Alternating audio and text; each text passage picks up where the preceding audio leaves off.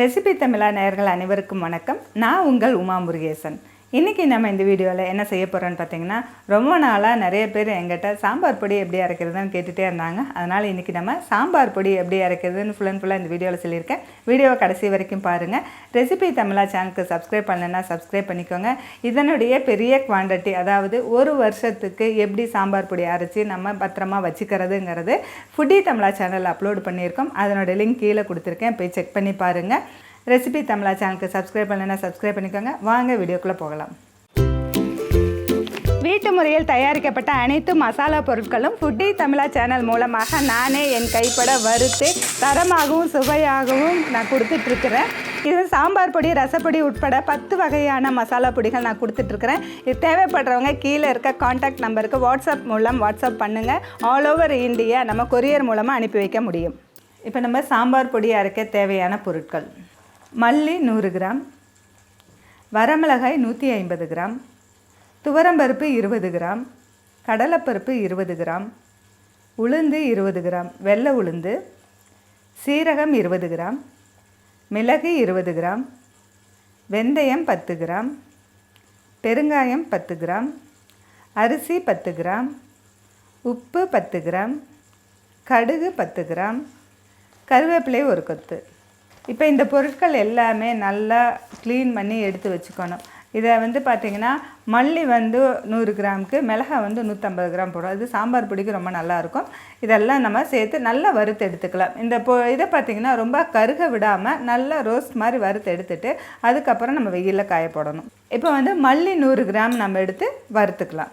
இது மல்லியோட வாசனை வர வரைக்கும் வறுத்தா போதும், ரொம்ப கருக விட்டுறாதீங்க. வாசனை வர வரைக்கும். இது நாட்டு மல்லி ரொம்ப நல்லாயிருக்கும் இந்த சாம்பார் பொடிக்கு. துவரம்பருப்பு 20 கிராம் நம்ம எடுத்துருக்கோம். 20 கிராம் உங்களுக்கு அளவு வெயிட் போடத்தினா 2 ஸ்பூன் துவரம்பருப்பு சேர்த்துக்கலாம்.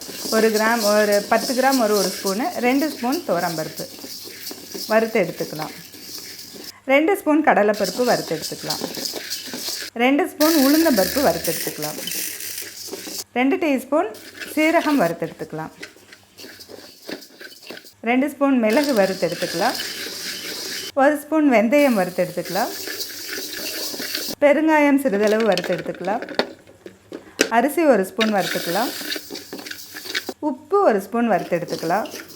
உப்பு எதுக்காக நம்ம வறுக்கிறோன்னா, உப்பில் இருக்கிற தண்ணி நம்ம உப்பில் தண்ணி இருக்கும். அது வறுக்கும்போது அந்த தண்ணி போய் ட்ரையாக இருக்கும். அதுக்காக தான் உப்பு வறுக்கிறது. உப்பு வறுத்து எடுத்துக்கலாம். கடுகு 1 ஸ்பூன் வறுத்துக்கலாம். கருவேப்பிலை 1 கத்து நல்லா கழுவிட்டு நம்ம காய வச்சு எடுத்து வச்சு அதை சேர்த்து வறுத்துக்கலாம். எல்லா பொடிக்குமே கருவேப்பிலை போடும்போது அந்த கருவேப்பிலையோட சத்து கிடைக்கும். அதனால் நம்ம கருவேப்பிலை பொடியில் சேர்த்துறது ரொம்ப வாசனையாகவும் இருக்கும். 150 கிராம் வரமிளகாய்க்கு 1/2 டீஸ்பூன் விளக்கெண்ணெய் சேர்த்து வறுத்துக்கலாம். சும்மாவே வறுக்கலாம், ஆனால் கொஞ்சம் ஆயில் சேர்த்து வறுத்து நம்ம வெயிலில் வறுத்து எடுத்துக்கலாம். இப்போ எல்லா பொருட்களுமே நம்ம வறுத்து எடுத்தாச்சு. இந்த வறுத்த பொருட்களை ஒரு அரை மணி நேரம் டு 1 மணி நேரம் நம்ம வெயிலில் காய வச்சுக்கலாம். வெயிலில் காய வச்சு நம்ம மிக்ஸி ஜாரில் போடும்போது சீக்கிரம் அந்த பவுடர் ஆகும்.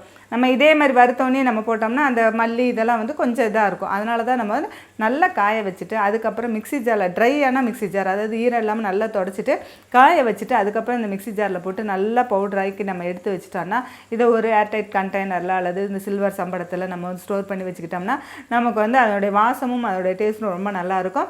இந்த மாதிரி இந்த சாம்பார் பொடியை வீட்லேயே ரொம்ப ஈஸியாக அரைச்சிக்க முடியும். நம்ம தேவைக்கு இப்போ ஒரு வாரத்துக்கு இல்லை இந்த சாம்பார் பொடி ஒரு 15 நாளைக்கு நமக்கு வருதுன்னா 15 நாளைக்கு ஒருக்கா நம்ம அரைச்சிக்கலாம். இந்த மாதிரி கொஞ்சம் கொஞ்சமாக நம்ம அரைச்சிக்கலாம். அதுவே நம்ம பெரிய குவான்டிட்டி நிறைய அரைச்சிட்டு நம்ம ஒரு 4.5 கிலோ அந்த மாதிரி 4.5 கிலோ 5 கிலோ அந்த மாதிரி அரைச்சி நம்ம ஒரு வருஷத்துக்கு ஸ்டோர் பண்ணி வச்சாலும் ஒன்றுமே ஆகாது சாம்பார் பொடி. நம்ம அப்பப்போ பெரிய கண்டெய்னரில் போட்டு வச்சுட்டு ஸ்மால் கண்டெய்னரில் எடுத்து யூஸ் பண்ணும்போது ஒன்றும் ஆகாது. அது எப்படி செய்கிறதுங்கிறது ஃபுட்டி தமிழால் நீங்கள் போய் செக் பண்ணி பாருங்கள். பெரிய குவான்டிட்டி அரைச்சி காமிச்சிருக்கேன். அது வருஷ மளிகை பொருட்கள் அப்படின்னு சொல்லிட்டு, அதாவது வருஷ ஜாமான மாதிரி நம்ம வாங்கி வைக்கிற மாதிரி வருஷத்துக்கு தேவையான சாம்பார் பொடி அரைச்சிருக்கோம். இப்போ நம்ம நல்லா ட்ரையான மிக்ஸி ஜாரில் போட்டு நல்லா நைஸாக எடுத்தாச்சு. இதை சின்ன சம்படத்தில் போட்டு ஸ்டோர் பண்ணி வச்சுட்டு நம்ம சாம்பார் பொடி யூஸ் பண்ணலாம். இதை வச்சு சாம்பார் பொடி செய்யும் பொழுது நம்ம வீட்டு டேஸ்ட், அதாவது வீட்டில் எப்படி நம்ம செய்யும்போது டேஸ்ட் இருக்குமோ அந்த டேஸ்ட் கிடைக்கும். இது நீங்கள் வெளியில் கடைகளில் வாங்குகிற சாம்பார் பொடியோட டேஸ்ட் கிடைக்காது. நீங்கள் அப்படியே எதிர்பார்க்க வேண்டாம். நம்ம கையால் நம்ம வீட்டில் நம்ம செய்கிற பொடி ரொம்பவும் ஹெல்த்தியானதாக இருக்கும். இதில் எந்த கலப்படமும் இல்லாமல் இருக்கும். சிம்பிளாக அரைச்சிக்கலாம். ஒரு 1/4 மணி நேரம் இருந்தால் போதும். காலையில் நேரத்தில் எந்திரிச்சு ஒரு 1/4 மணி நேரத்தில் இதை வறுத்து ஒரு மணி நேரம் காய போட்டோம்னா சாம்பார் பொடி ஈஸி. இதை வந்து நம்ம வெளியில் தான் வாங்கணுங்கிற அவசியமே கிடையாது.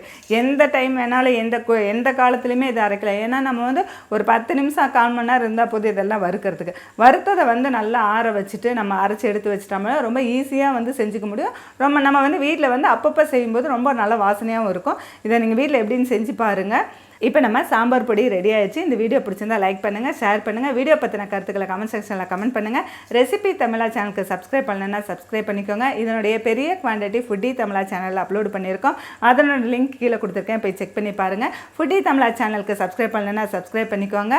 உங்களால் இந்த சாம்பார் பொடி, ரசப்பொடி, இந்த மாதிரி பொடிகள் ஐட்டங்கள் எல்லாமே வந்துட்டு உங்களால் அரைச்சிக்க முடியாதவங்க கீழே இருக்க கான்டாக்ட் நம்பருக்கு கான்டாக்ட் பண்ணுங்கள். நான் வீட்டில் எப்படி அரைக்கிறேனோ அதே மெத்தடில் நான் வீட்லேயே அரைச்சி உங்களுக்காக நான் கொடுக்குறேன். மீண்டும் அடுத்த வீடியோவில் சந்திக்கலாம்.